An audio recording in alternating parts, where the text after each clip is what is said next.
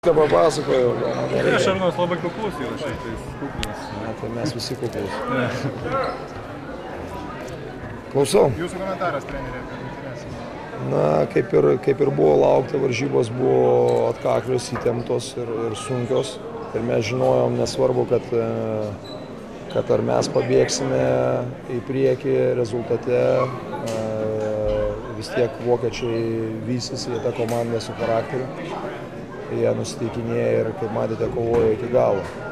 Pirmiausia, kas pavyko, aš manau, pavyko sustabdyti jų lyderį, Dirką Novickį. Ir tai yra visos komandos nuopelnas, bet daugiausia turbūt prisidėjo, kas įdengė. Tai Darius Songaila pradžioje iš visų žakino jį, o vėliau ir Paulius Jankūnas ir visi kiti, kas prisidėjo. Pradžioje ir su Kamanu buvo irgi neblogai mums sekėsi tvarkytis. Kažkiek gal patys padrikiau ir taip, kaip pasakyti, per daug atsiplėšti neišėjo. Po to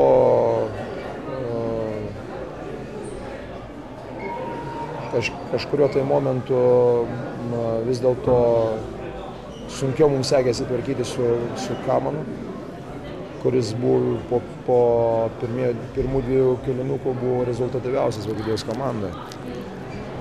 Aišku, buvo labai svarbu pradėti gerai trečią kėlinį, nepaleisti. Mes laukiamės ruošiamės visokiam netikėtumams ir galvojam, kad ir zoninę gynybą pamatysime ir taip toliau ruošiamės tam, bet iš tikrųjų tik tai vieną ataką, kiek aš atsimenu.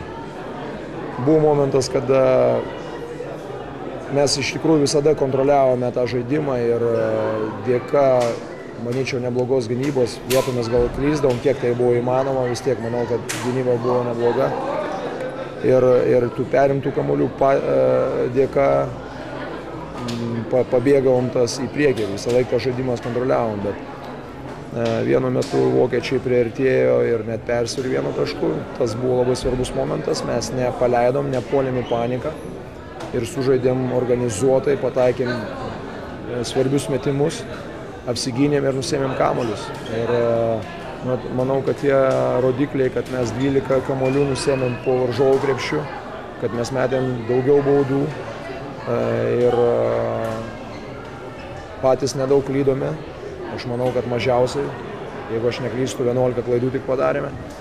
Be to, iš greito puolimo mes pelnėm 18 taškų, o varžovai 0.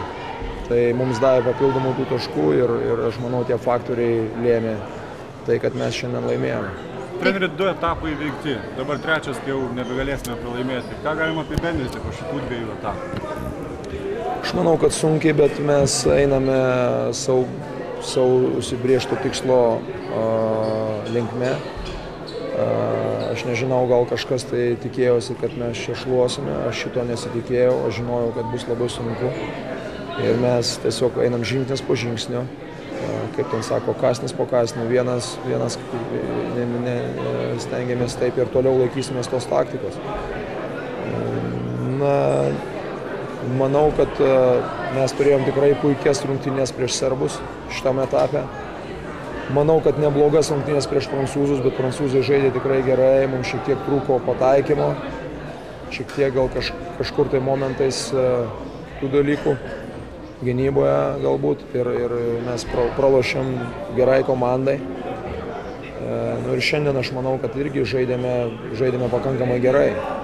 Mūsų tikslas toliau stengtis ieškoti rezervų, resursų, kur mes galime pridėti ir tiesiog vėl koncentruotis ir kauptis sekančiom varžybom, kai tik sužinosime sekantį varžovą, analizuoti ir stengti žengti vėl sekantį žingsnį. Mes netekom Marijono ir atrodo, kad netekom jau ir Kšištofas, jisai nežaidžia aikštėje. Nu, nereikia laidoti ir nereikia daryti tokių skubotų išvadų. Aš nesu ant tiek geras treneris, kad aš galėčiau tokiuose svarbiuose rungtynėse 12 žmonių paleisti rotaciją. Nu, atleiskit, aš nesu toksai. Kitas dalykas, mes taip nusprendėm, kad geriau tvarkyti su Dirku, su ta užduotim būtų Darius Songaila ir Paulius Jankūnas. Toks buvo priimtas sprendimas. O tiek Kšištofas, tiek Tomas Delninkaitis, jie turi būti pasiruošę. Galbūt jų tokia rolė ir niekas nežino, mes žinome Kšištofo galimybės, jo taiklę ranką. Ir aš tikiu, kad jie bus pasiruošę taip kaip ir Tomas ir padės komandai. Mums visai nesvarbu individualūs rodikliai, mums visai neįdomus tos statistikos. Statistikos įdomus tik tiek, kiek mes gaunam informaciją. Visa kita mums neįdomu niekas, kiek aš žaidžia laiko ir viskas. Mums tik tai svarbiausia yra komandinė pergalė. Treneri, kas buvo Rūbinėje po šių rungtynių? Kas dėjosi ir kokį žodį galbūt tarė? Buvo gera nuotaika, buvo emocijų gerų, trumpai, bet vyrai turbūt pavargę dėl įtampos, dėl fizinio krūvio, visi džiaugiasi. Mes tikrai įtemptai gyvenome, rytoj visų pirma pasveikinau visus su gerom rungtynėm, su svarbia pergalė ir patekimu toliau į sekantį etapą. Mes rytoj ilsimės, žaidėjai ilsisi, treneriai pusiau. Antradienį renkamės ir pradedam vėl viską iš naujo. Ačiū labai.